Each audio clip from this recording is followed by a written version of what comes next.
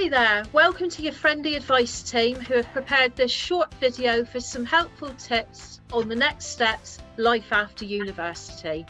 So first and foremost, I'm Julie and I'm going to just give a very brief overview about housing.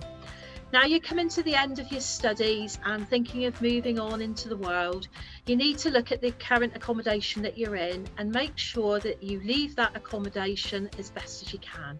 And when I say as best as you can, it's about ensuring that you leave the property in the same state as you found the property when you first signed your tenancy agreement. What we recommend is that you take photographs of all the rooms in the property, making sure they've all been cleaned, tidied, etc. And equally taking meter readings to show the date that you're moving out, that you can account for what you've used in terms of gas, electric, etc. Now, thinking about what you've stored up over those 3 years plus whilst you've been at university, you probably have things that you actually don't even want to take with you. Now, assuming that's the case, you remember those bags that have come through your letterbox for clothes, etc.?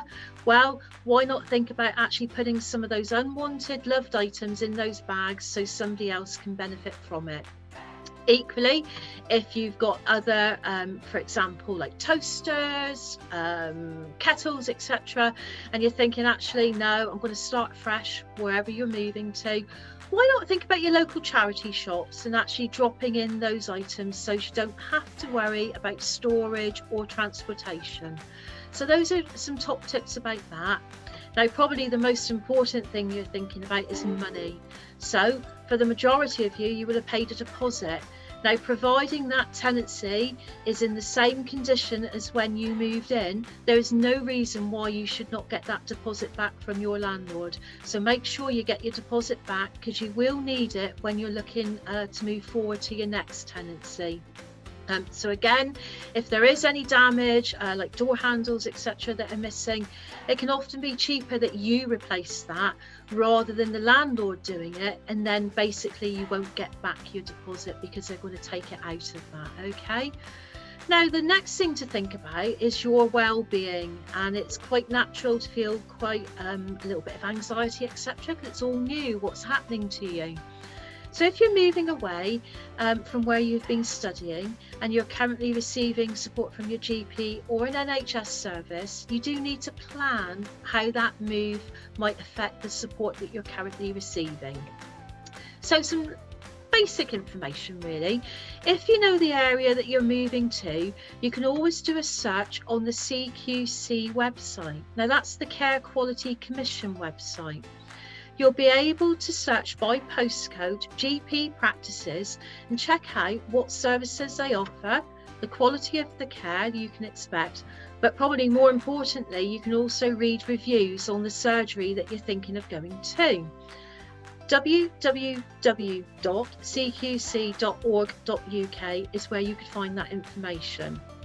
Not all of you are going to want to do that, so if you prefer not to do that, you can search the area that you're going to be living in by visiting local surgeries and seeing which ones are taking on new patients. If you've received support from your local community mental health team, please make sure you inform them that you're moving and where to, and check out how you'll be able to access support that you may need in your new location. Now, dentists, we all love them or we hate them, and we all need a dentist and understand how difficult this can be in accessing an NHS one. And unlike GPs, there's no need to register with a dentist in the same way as you would with a GP, because you're not bound by the catchment area. Simply find a dental surgery that's convenient for you, whether that is near your home or work. You can phone them to see if there are any appointments available, or you can register. As I said previously, dental surgeries will not always have the capacity to take on new NHS patients.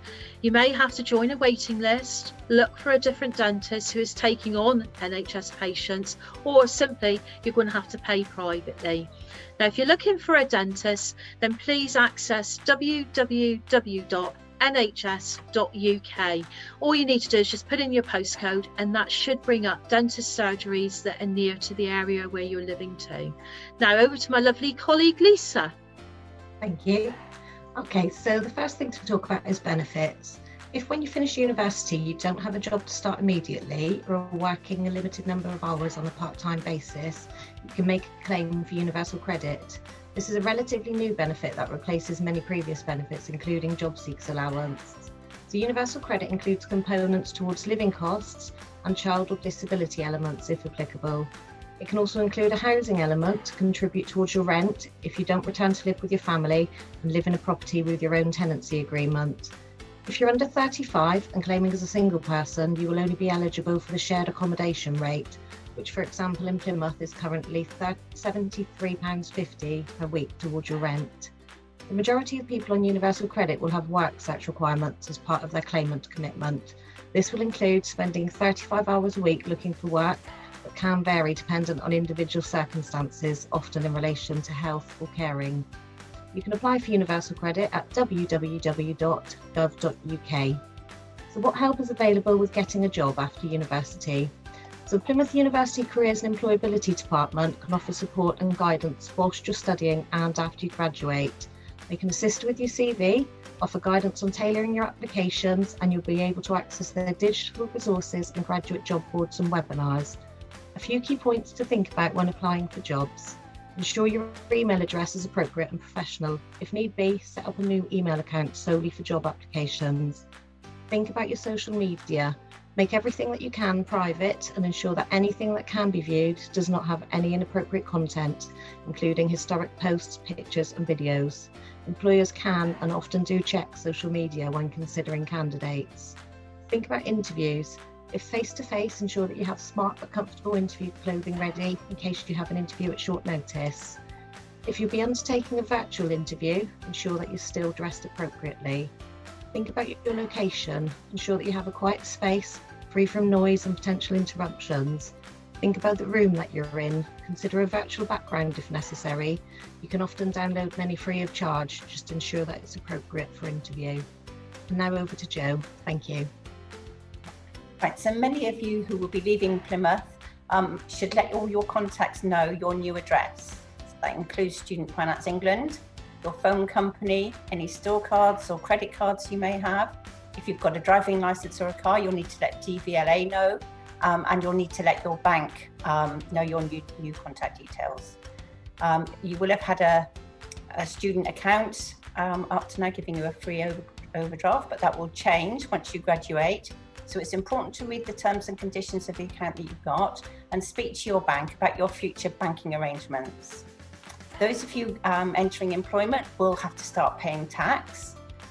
Good news is that you don't have to pay any tax at all on the first £12,570. But the amount from £12,571 up to £37,700, you'll have to pay tax at 20%.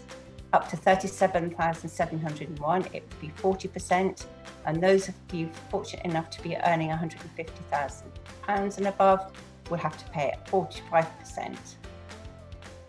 Once you graduate, you'll have to start paying back your student finance, and that kicks in the following April. You do only pay once you earn above the threshold, which is £27,295 for undergraduates and £21,000 for postgraduate students. You will need to make sure that you keep Student Loans Company updated with your address.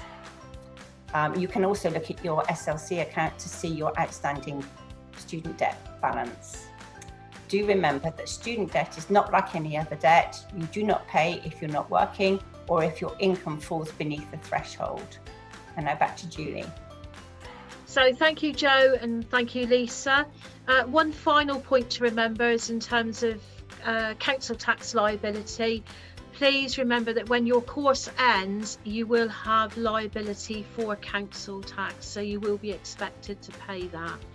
On behalf of Jo, Lisa and myself, we wish you every success for the future with whatever your chosen career paths are, and hope you look on this fondly. Many thanks.